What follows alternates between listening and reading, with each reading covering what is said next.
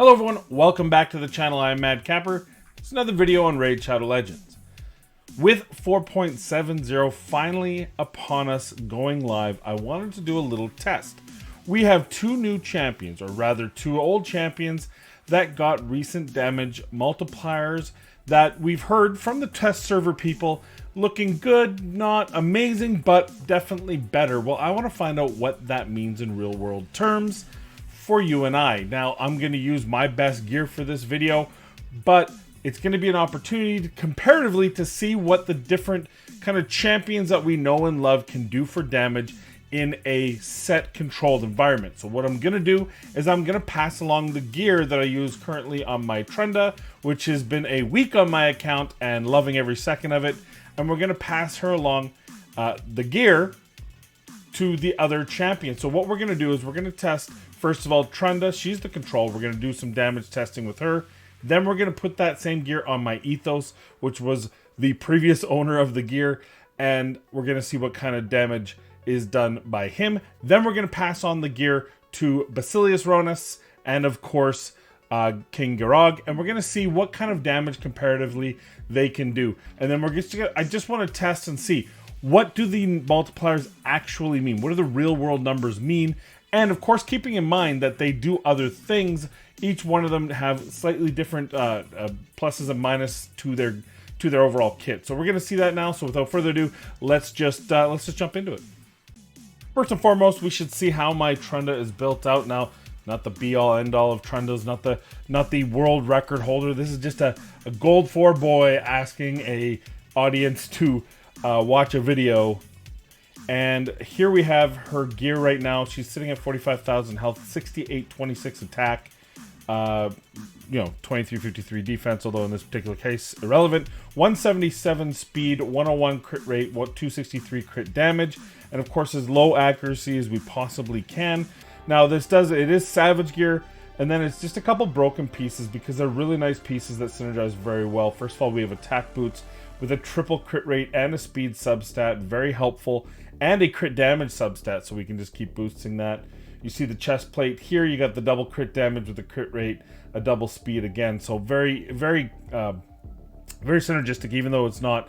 Preferably I'd have her in cruel, but it just so happens that this is the best kind of stat wise is from broken pieces. And then we talk about our main stat.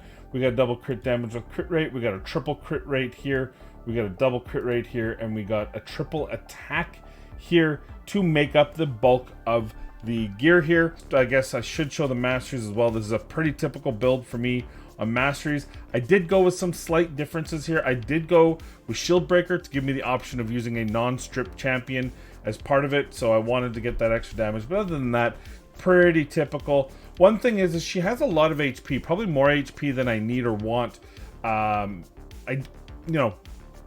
If we're fine-tuning, maybe I'll look at trying to lower that out, so that bring it down, because that bring it down isn't going to affect everyone without, if they're high defense and very low HP. If they're sitting at 35k HP and 7k defense, it's not going to be very helpful. But I still like having this because a lot of those, duchesses and those sort of things are building like 70, 80, 90 and plus k health, and you got to burn through that damage, especially with her A2. All right, here we are in the Doom Tower. I did do a dragon run. The problem is that the resist is too low, and so even at 117, trying to put down the stun and then HP burn, which is not what we want or need. So we're gonna bring her into here. We'll do this in 1 times, and then we'll look at her actual damage here. That's gonna happen, obviously, but I want to bring her down to 1 to 10 times sleep. We didn't get 1 slept.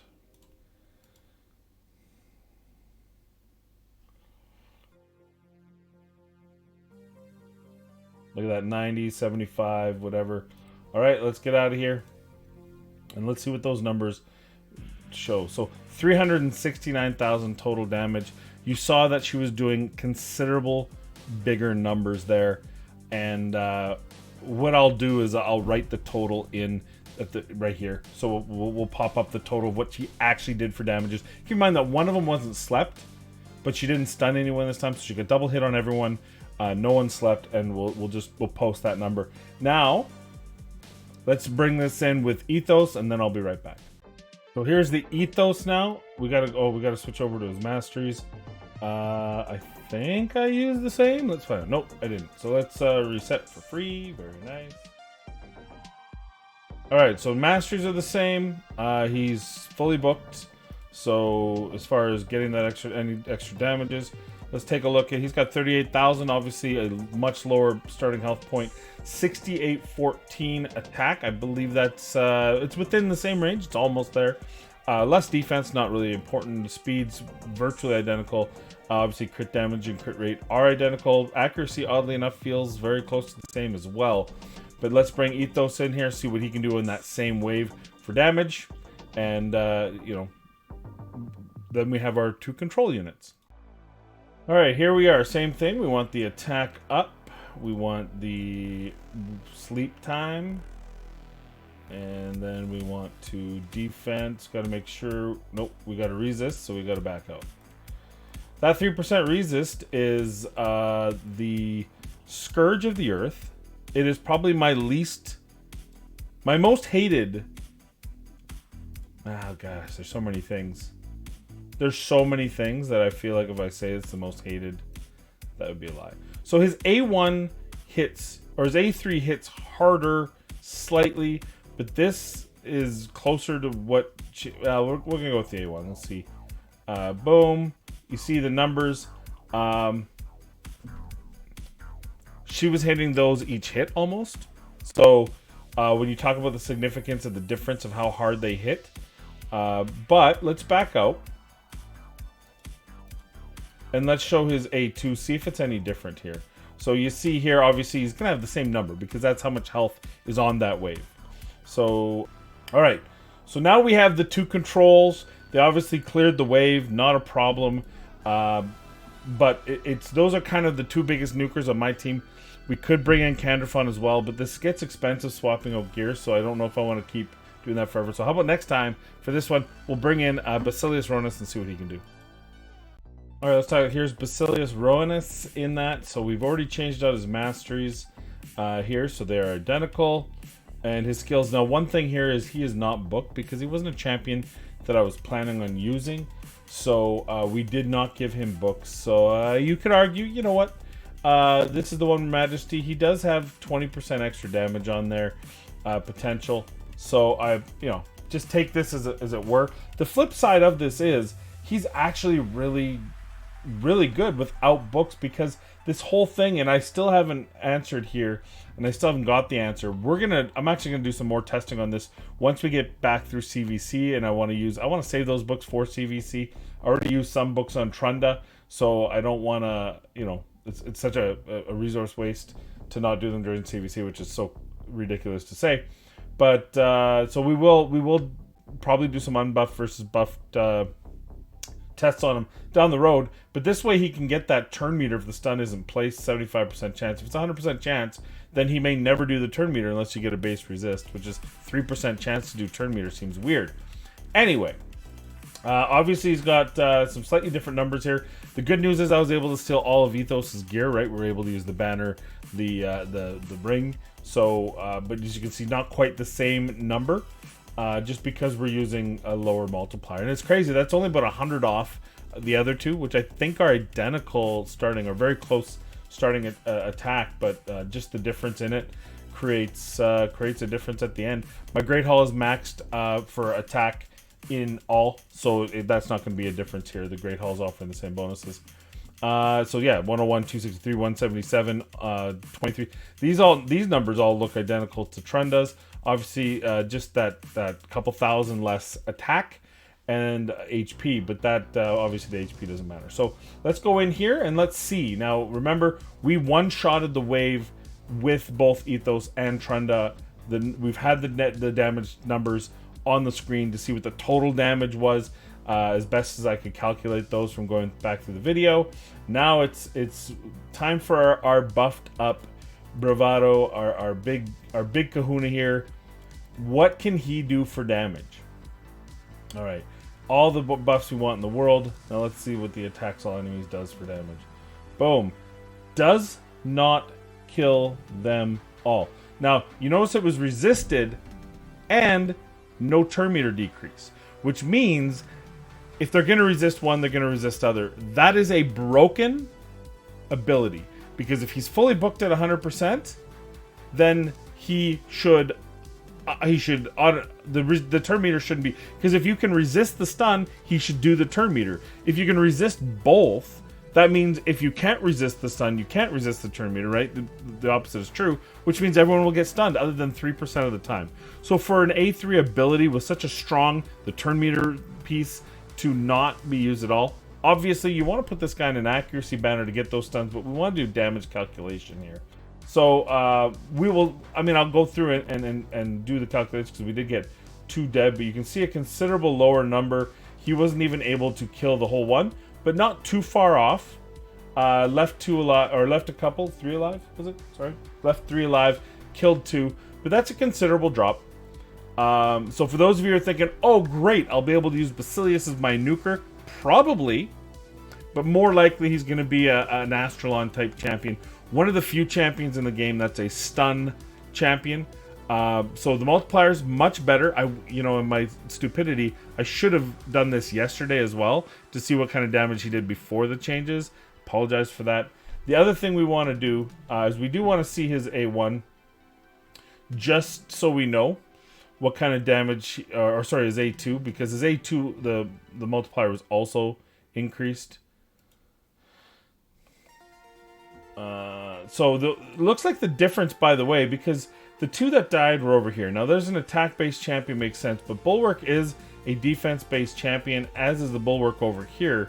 So it's reasonable to believe that the difference between the damages was a Helm Smasher proc. So attacks one enemy, and we're going to see the damage here. Well, he killed him in 1 shot, so we're not going to see the damage here. We'll have to test that on a boss, I think, or something. Now, our last one, of course, King Garog. We got to bring him in here and see what he can do. So let's bring him in and see what happens. All right, so here we are. We're going to change his abilities. And when we look at his skills, we have him fully maxed, so he's going to get full damage from this. And this is the A3. There's not buffs on the target, so we're not getting this. And that's something to consider. The upside of this ability is it might be good to counter against some champions in Arena. But I feel like, is that damage honestly going to be enough? Maybe we'll do a bonus test after this while we have the gear on him. But let's take a look at the artifacts. Same gear, obviously slightly lower attack numbers because of 2 things. First of all, I don't have the same accessories. I don't have a triple roll ring. I do have a double roll, but it's a low double roll on the banner. And you see a much lower speed because I don't have an attack banner with good speed on it and attack. It's just one of those things I don't have, but the percentages are the same. And for the testing, we're going to get what we get. So also, when you look at his skill set, you do have a stun here. I'm not giving him accuracy. You probably would give him accuracy. If you're giving him accuracy, you're lowering his overall damage output. So that's something to really be considered about. Increases his champion speed. Remember, this is when he kills in a round. So this is a huge piece too. This is a real PvE piece. And this is why the changes, if they're good enough, compound because of 2 things. First of all, Goremaker's going to hit harder for each buff on the target. You can debuff someone with a defense down and they still have other buffs on them. It doesn't have to be a buffed strip. So keep that in mind. I think this champion's potential is probably higher in PvE than Basilius Roanas is. Though Basilius Roanas, anytime you need crowd control, will be the better choice. And I think in Arena, I think Basilius will have a better option. But let's go through. Let's rebuild the team here. I really like that. This is the way they roll. Okay, so there, and then let's find... There he is. Let's find out what happens. I suspect he'll hit harder than Basilius, but, I mean, there's only one way to find out. Make sure everybody Betty buys. Make sure we get all the defense downs. Okay, so, a couple things just to remind you. First of all, this is a 4-hit a A2 that can reduce the cooldown of this. So that's a great, that just tells me PvE content, right? He's continually getting back to this hard-hitting nuke that they've increased the multipliers on. His A2 is not there to kill, though it can hit okay. It's there to get back to this. And then the stun, again, has that 35% chance to place the stun. The chance increased to 50% of the target's turn meter equal blah, blah, blah, blah, blah. Okay? So let's see what kind of damage he can do. And not surprisingly, like I said, better damage. Actually, I would almost say Ethos comparable damage, but we'll see the numbers here. So now let's take it into a little bit of a bonus content, just because I want to see what happens in when he's hitting highly buffed champions. So be right back. All right, let's wrap this up. So damages, Trunda went first, and she hit for 419, 820, and then she hit a second time for 438. So she did a total of 858, 211. By far the hardest hitting. Helm Smasher, not Helm Smasher, the variance doesn't matter. She's still hitting for like 30-40% more than the next highest, which is Ethos. We knew it already. It's painful to see because Ethos is one of my favorite champions. That said, she's not very strong. Well, she's not very strong. Relatively speaking, she's not as strong as Ethos in PvE content. The reason is her A3 in Dragon 23 still stunned everyone at 117 accuracy. And I did it twice, and both times it still stunned everyone. So you got to remember, the resistance in most PvE content makes it so Trunda's not going to deliver the same level of ridiculous nuking that you see from her in the arena, because most people has resistance is over 100, so she's only going to stun a few people. And even if you do stun in the arena, that's as good as a double nuke, right? So she's still the queen. Ethos 580, 798 total damage. Hitting really hard, obviously, his A3. His A2 hit slightly less. I couldn't calculate total damage because, unlike Trunda, where it showed both hits, even if the first hit was going to kill the enemy, it doesn't do that with Ethos, so it didn't show the full damage on the third hit because it hit 3 times. All the champions only got hit twice and they died, except for a couple. So I couldn't actually give you a detailed, accurate representation of it, so I just cut it out of the video. And then Basilius 362, 416. He wasn't booked, so add 20% damage because that's the missing damage from that piece. Because we were doing a damage test and not a debuff test, the fact that he didn't have books in the debuff isn't really a big deal. But that 20% extra damage is about another 60,000 roughly, right? So that would put him in that 420 range if you fully book him. I'll take that. Now actually that's not true because I think it doesn't affect crit. I think it only affects base damage. So I think it's base damage, then 20%, then crit damage. Could be wrong. Maybe we'll have to test it. Maybe we'll bring him out for a second test when the next CVC comes around and I can put some books into him. But for now, that's the number we got. More Astralon-esque numbers. He's very strong now because of his crowd control. A3 is still broken. We saw it in the test. He didn't land because he didn't have any accuracy. He didn't land the stun, but then didn't land the turn meter reduction either because it was resisted. Well then, if I have him fully booked, so he's 100% chance to land the stun, the only time he'll resist turn meter or reduce turn meter is on a 3% chance that they resist it in spite of the fact that he's got better accuracy. I think that's a crappy A3. To have that secondary qualifier that's going to happen 3% of the time, they need to fix that. Two suggestions for me: either make him hit for 50% of the damage on the second hit, so the second hit does 50% damage again, so then you could make him as a viable nuker in line with Garog, Ethos, Foley type of thing, or you can just make it so the turn meter can't be resisted. So then you can build him as a stun champion, or you could build him as a turn meter reduction champion with more damage. It'd be your option. I think that would make it a little more versatile. I don't think it would be broken because you still have those two choices, and he's still not hitting as hard as the top nukers. So those are my thoughts anyway, that I'm sure Plarium won't hear, listen to, or care about. Maybe Hell Hades, if you see this, can you mention that to them? Maybe they'll listen to you. They certainly don't listen to me. And then fourth, the most surprising of them all, Garog, 570, 354. That's a plus or minus crit damage equal to Ethos. So his A3 is hitting equal to Ethos, which is surprising and nice. It's good to know. This is an actual nuker now. Right? Now, his A2 is a single target.